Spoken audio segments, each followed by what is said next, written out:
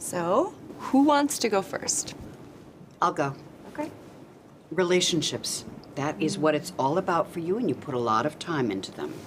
And I used to think, maybe a little too much time. But that's just because at work, relationships are less of a priority for me, and I think that's caused some problems for us. Yeah, a few. Yeah, and it was getting in the way of our projects. So I made our relationship a priority.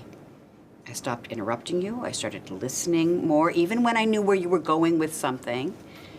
And I try not to be all business all the time. And, you know, we talk about things other than work.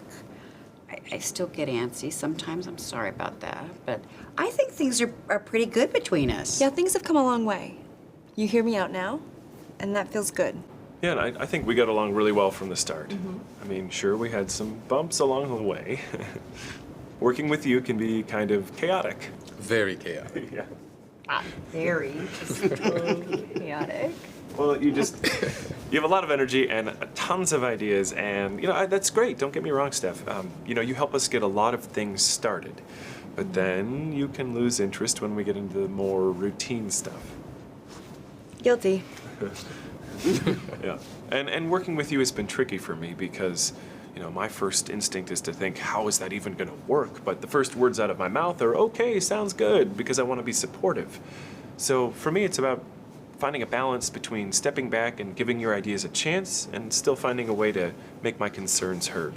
Yeah, for me, it's easier to speak up if something isn't working, but then I go too far.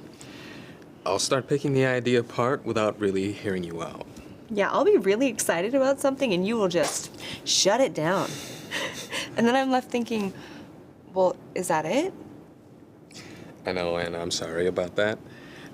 If I give myself a few days to think about it, I usually come around and finding a way that we can make it work. And I appreciate that.